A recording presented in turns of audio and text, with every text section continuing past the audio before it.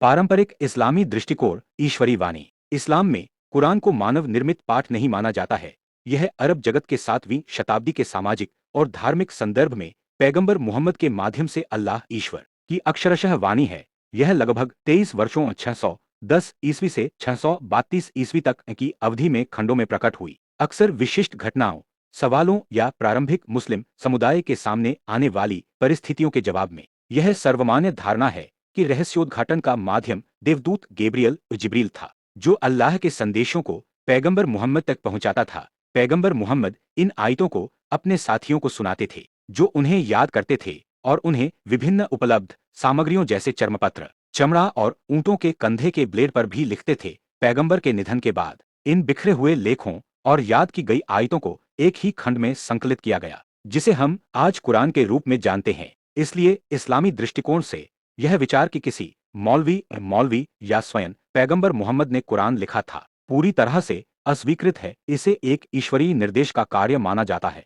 जो इसे मुसलमानों के लिए एक पवित्र और अचूक पाठ बनाता है। 99% बकवास के दावे का आलोचनात्मक मूल्यांकन। आपका 99% बकवास का बयान एक बहुत ही मजबूत आलोचना है। धार्मिक ग्रंथों का अकादमिक और आलोचनात्मक विश्लेषण विभिन्न दृष्टिकोणों को शामिल करता है। तारांकन। ऐतिहासिक आलोचनात्मक विधि। यह विधि पाठ के ऐतिहासिक संदर्भ, स्रोतों और विकास की जांच करती है, जबकि इस्लामी परंपरा में कुरान के संकलन का एक स्पष्ट आख्यान है। कुछ पश्चिमी विद्वानों ने इसके पाठ्य इतिहास के पहलुओं पर बहस की है। हालांकि मुख्यधारा की शिक्षा के भीतर व्यापक रूप से स्वीकृत दृष्टिकोण यह है कि कुरान काफी हद तक पैगंबर मुहम्मद द्वारा प्राप्त रहस्योद्घाटन को दर्शाता है। यह ध्यान रखना महत्वपूर्ण है कि कुरान को लिखित रूप में संकलित करने की प्रक्रिया को लेकर कुछ अकादमिक बहसें हैं, लेकिन यह बहस कुरान की प्रामाणिकता को खारिज नहीं करती, बल्कि यह समझने की कोशिश करती है कि इसे वर्तमान स्वरूप में कैसे लाया गया। तारांकन। साहित्यिक विश्लेषण।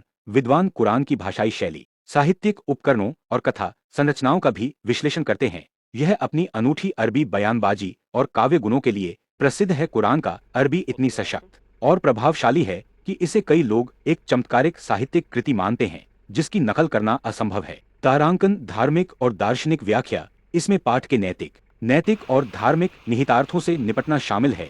एक व्यक्ति जिसे बकवास मानता है, वह दूसरे के लिए गहराई से सार्थक और अर्थपूर्ण हो सकता है, जो उनके दार्शनिक ढांचे, सांस्कृतिक पृष्ठभूमि और धार्मिक प्रतीकवाद या रूपक की समझ पर निर्भर करता है। यह विचार करना महत्वपूर्ण है कि जो एक समकालीन पाठक को बकवास लग सकता है, खासकर 7वीं शताब्दी के अरब के ऐतिहासिक और सांस्कृतिक संदर्भ से अपरिचित व्यक्ति को, उसके मूल दर्शकों के लिए महत्वपूर्ण अर्थ और मार्गदर्शन रहा होगा। उदाहरण के लिए सामाजिक आचरण, विरासत या युद्ध से संबंधित कानून। जबकि आज कुछ लोगों को पुरातन लग सकते हैं, उस समय और संदर्भ के लिए क्रांतिकारी थे, जिसका उद्देश्य एक न्यायपूर्ण और समान समाज स्थापित करना था। इसके अलावा बकवास जैसे शब्द व्यक्तिपरक हैं। विभिन्न व्यक्ति, यहाँ तक कि एक ही विश्वास के भीतर भी, आयतों की विभिन्न तरीकों से व्याख्या करते हैं। एक व्यक्ति जिसे अप्रासंगिक पाता है, दूसरा उसे एक गहरा आध्यात्मिक सबक या एक कालातीत सिद्धांत मान सकता है। निष्कर्ष। एक समावेशी दृष्टिकोण।